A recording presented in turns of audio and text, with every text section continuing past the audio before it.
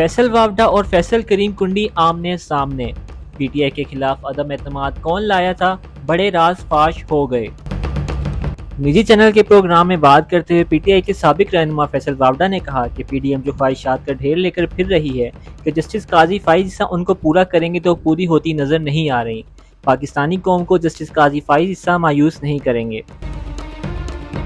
फैसल वावडा के बयान पर पाकिस्तान पीपल्स पार्टी के रहनुमा फैसल करीम कुंडी ने कहा कि फैसल वावडा को पता नहीं, हम पीडीएम का हिस्सा नहीं हैं, बहुत पहले हम पीडीएम छोड़ गए थे।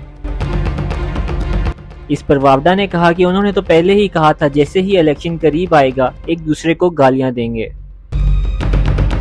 फैसल करीम कुंडी ने कहा कि जब इस 16 माह की हुकूमत बनी थी तब भी पीडीएम छोड़ गए थे। प्रोग्राम में अहम इंकशाफ करते हुए फैसल करीम कुंडी ने कहा कि पीटीआई की हुकूमत फजलुर रहमान ने नहीं गिराई। जब पीडीएम बनी थी बिलावल भुट्टो ने ऑल पार्टीज कॉन्फ्रेंस बुलाई थी, वहां पर पीडीएम बनी थी, तब हमने कहा था कि इस्तीफे अदम एतमाद तहरीक के बाद देंगे, मगर पीडीएम चाह रही थी कि इस्तीफे दें। फैसल करीम कुंडी ने कहा, क्या फजलुर रहमान कोई इलेक्शन कमिश्नर थे जो इलेक्शन कराते?